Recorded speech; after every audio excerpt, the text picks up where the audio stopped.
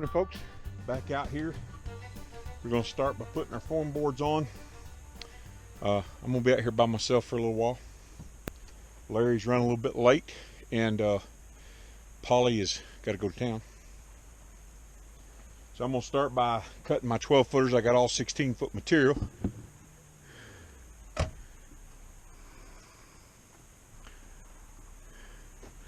Our old Harbor Freight trailer is now a tool trailer. Polly's taking care of me over there, putting stuff in the cooler. Got a lasagna in there from last night with breadsticks. I'm gonna eat that for lunch. So I'm gonna get with it. I'm gonna start cutting this, fire up the generator, get them laid out, and then I'll start leveling it up and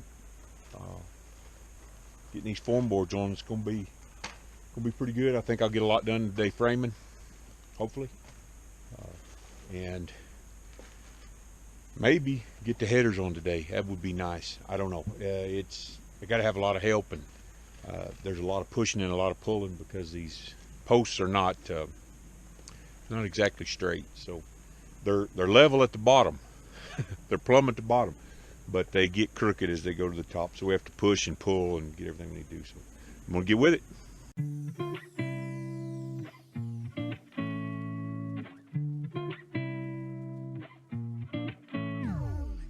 Okay, I'm going to walk you through kind of what we're doing here.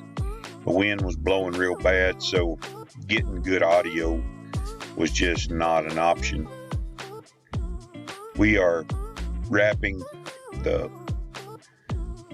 form boards up, nailing them off here, and then we're going to be working on banding.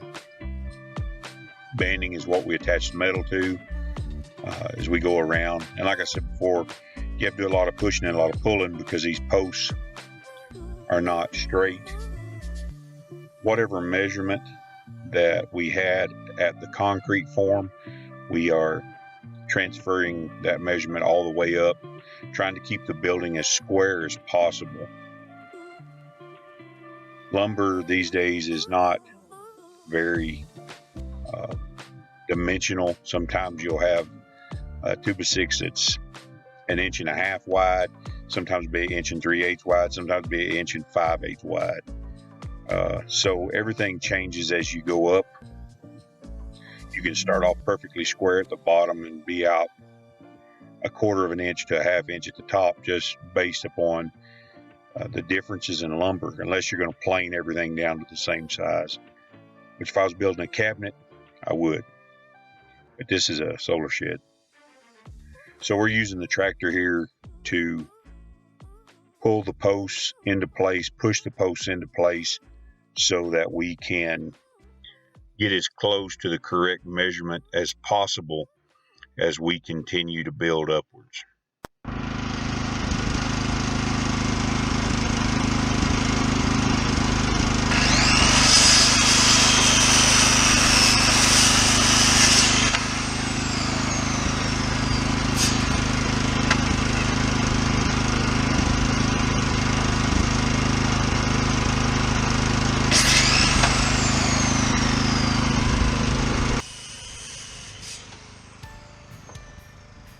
Now you can see we've got all of our banding up. We even have our headers on, and we have our ridge beam set in the center of the building. We have all of our concrete forms pinned with concrete stakes, and our rebar is in place. We did quite a bit of work. This is over about a 3-day period. Folks often ask me what plans I go off of when I'm building sheds and barns and different things, and I just have to be honest with them. I don't have plans. I try to find out what the functionality of the building is, what's going to be in it, and then go from there. This building here, I just drew it out on a piece of paper. Generally, when I do the material list, I kind of have an outline so that when I'm building it, I have some parameters. I'm within the parameters of my lumber. but for the most part, I don't really go off any plans or pre-made plans. I just build it as I go and let the lumber be my parameters. And usually a budget will put some restrictions on you as you build. Here you can see that I've got my hurricane blocking in. Hurricane blocking is a 2x6 turned edgeways in your header, and in this case you'll see later I talk about a double header. They get sandwiched between a double header, and you attach your rafter to that, so it becomes a rafter stop. Here you can see them a little bit better as I'm attaching the rafters to the outside header and to the ridge beam. To get the pitch of this roof, we just basically went to the end, you can see there behind me, and we raised a 2x4 up from the header up into midair until we found something that looked good. Larry and Deb liked the pitch of it. It's a 3/12 pitch, and that's where we cut our template for our rafters. It's not really a big template. It's basically just one angle. I cut the angle on the rafter at the top, and then it just attaches to the hurricane blocking on the header, gets nailed off. So it's not a real complicated way to build. It's very rudimentary, but it turned out really well. Looked really well with the overall height of the shed.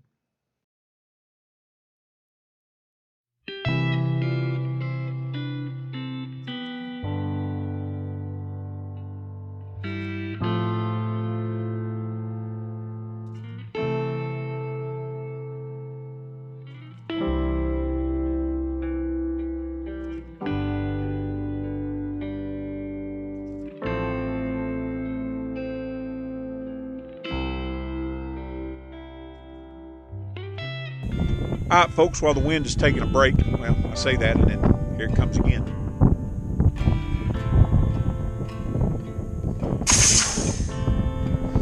So we have got these trusses, I say trusses, I don't know why I say trusses, rafters. We got a ridge up yesterday, I showed you. We've got these all tied in. We've got half of the building done. And then we'll lathe this with a 2x4. And that's what the metal's going to set on.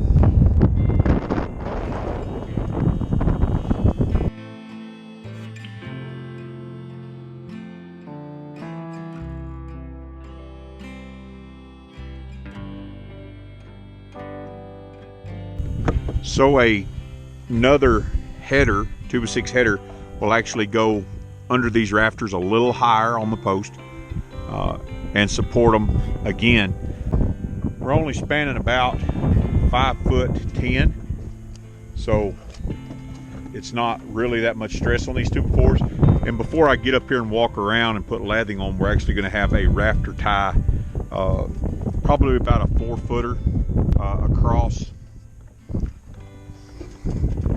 across the inside of these. We use this string right here to make sure that our ridge pole was actually in a straight line.